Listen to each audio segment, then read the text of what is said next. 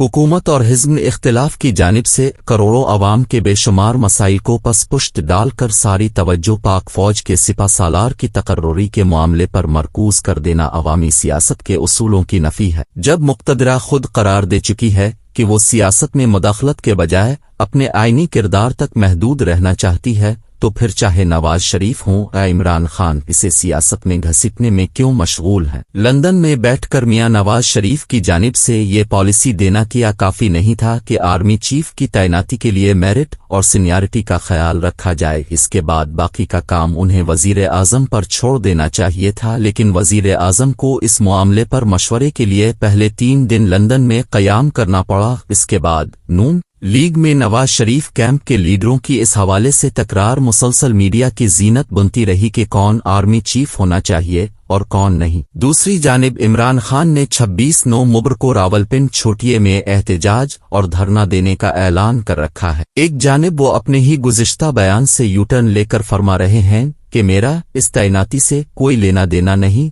और दूसरी तरफ वो कमांड की तब्दीली के करीब रावलपिंडी में बैठकर अपनी अवामी हिमायत का मुजाहरा करना चाहते हैं। लेकिन क्यों? इसकी वजह यही हो सकती है कि वो शायद अपनी अवामी मकबूलियत दिखाना चाहते हैं और ये भी चाहते हैं कि ताकतवर हल्के उनके पल्ले में अपना वजन डालें। मगर सवाल ये पैदा होता है कि क्या सियासतदानों को मुक़्तदरा से इस तरह की तवक्कुआत रखनी चाहिए? एक तरफ तो वो ऐसी तवक्कुआत वाबस्ता रखते हैं, तो दूसरी तरफ वो ये शिकवे भी करते हैं कि हुकूमत तो हमारी थी लेकिन इख्तियार किसी और के पास था। नए आर्मी चीफ की तैनाती के लिए GHQ की तरफ से भेजी गई समर जिसमें 6 सीनियर मोस्ट जर्नलों के नाम शामिल हैं के हवाले से हुकूमत ने ऐसा रवैया अपनाए रखा जैसे किसी अफसर की तैनाती के बजाय किसी अहम कौमी राज पर मबनी समरी हो। पहले हुकूमती वज़रा ये समरी आने की तारीखों के हवाले से मीडिया पर पेश गोइयां करते रहे। वजीर दिफा ख्वाजा आसिफ ने कम व बेश 4 से 5 दफ़ा ये समरी आने की तारीख के हवाले से पेश गोइयां की, जो कि तमाम गलत साबित हुईं। फिर वजीर दाखिला राना सनाउल्लाह कहने लगे कि अगर ये समरी न आई तो वजीर आजम को खुद से नए चीफ की तैनाती का इस्तेहकाक हासिल है। इसके बाद शाहिद खाकान अब्बासी मैदान में आए और फरमाने लगे कि समरी का न आना गैर आईनी है। समरी न आने के इस शोरो गौगा के दरमियान जब एक सीनियर सहाफ़ी ने खबर ब्रेक की कि मज़कूरा समरी वजीर आजम हाउस पहुंच चुकी है, तो इस पर वजीर दिफा और वफाकी वजीर इत्तिलात दोनों ने इस खबर की वाज़े अल्फाज में तरदीद की। लेकिन फिर यह खबर ब्रेक होने के कुछ ही देर बाद ISPR की जानिब से कन्फर्म कर दिया गया कि 6 नामों पर मुश्तमिल समरी वजारत दिफा को भेज दी गई है, जो लगता है कि वजीर दिफा के लिए भी एक खबर थी। जिसके बाद उन्होंने इस हवाले से तस्दीकी ट्वीट किया। यकीन नहीं आता कि एक ऐसी हुकूमत जो 6ठी मरतबा आर्मी चीफ तैनात करने जा रही है,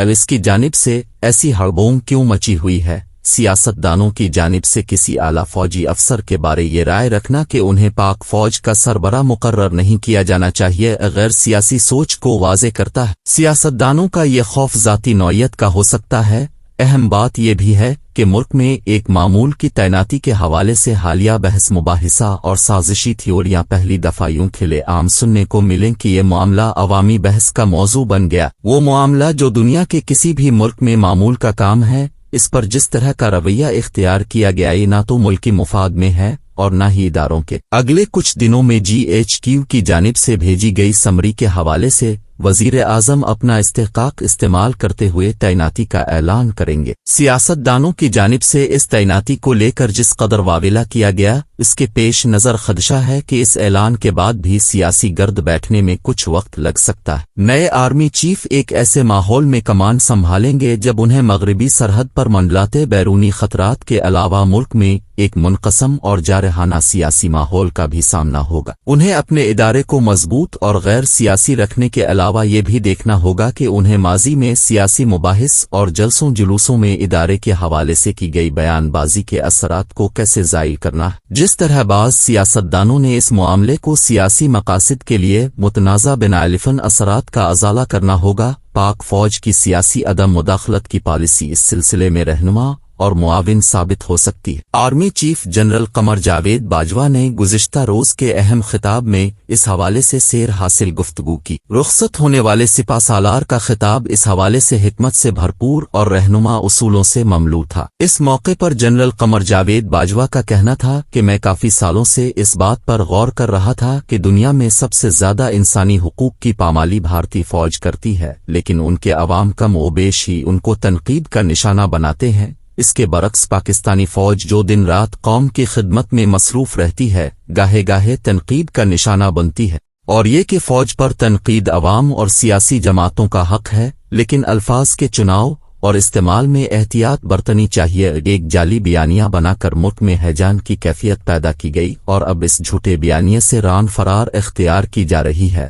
انہوں نے واضح کیا کہ فوج کی قیادت کچھ بھی کر سکتی ہے، لیکن کبھی بھی ملک کے مفاد کے خلاف نہیں جا سکتی۔ جنرل قمر جاوید باجوہ نے کہا کہ آئندہ فوج کسی سیاسی معاملے میں مداخلت نہیں کرے گی۔ یہ یقین دلاتا ہوں کہ اس پر سختی سے کاربند ہیں اور آئندہ بھی رہیں گے۔ ہمیں جمہوریت کی روح کو سمجھتے ہوئے عدم برداشت کی فضا کو ختم کرتے ہوئے پاکستان میں سچا جمہوری کلچر اپنانا ہے، اور یہ کہ ہار جیت سیاست کا حصہ ہے، اور ہر جماعت کو اپنی فتح اور شکست کو قبول کرنے کا حوصلہ پیدا کرنا ہوگا تاکہ اگلے انتخابات میں ایک امپورٹڈ سلیکٹڈ حکومت کے بجائے منتخب حکومت آئے۔ جمہوریت حوصلہ برداشت اور عوام کے رائے عامہ کے احترام کا نام ہے۔ اگر پاکستان نے آگے بڑھنا ہے تو ہمیں عدم برداشت اور میں نہ مانوں کے رویے کو ترک کرنا ہوگا۔ فوج کی اعلیٰ قیادت کی طرف سے ملک کے سیاسی معاملات میں مداخلت نہ کرنے کی واضح یقین دہانی کے بعد اس حوالے سے ہونے والی بیان بازی کا سلسلہ اب رک جانا چاہیے۔ ملک کو استحکام کی راہ پر ڈالنے کے لیے بھی یہ ناگزیر ہے۔ شنید ہے کہ خان صاحب 26 نومبر کو اپنے لانگ مارچ کے ہمراہ راولپنڈی پہنچ کر عوامی مقبولیت کا مظاہرہ اس لیے کرنا چاہتے ہیں تاکہ وہ مقتدرہ کو اپنی طرف مائل کر سکے، لیکن سابق وزیر اعظم کی یہ منصوبہ بندی الٹی بھی پڑ سکتی ہے۔ اگر قومی تاریخ کو دیکھیں تو واضح ہوگا کہ جتنا بھی سیاسی پریشر ہو،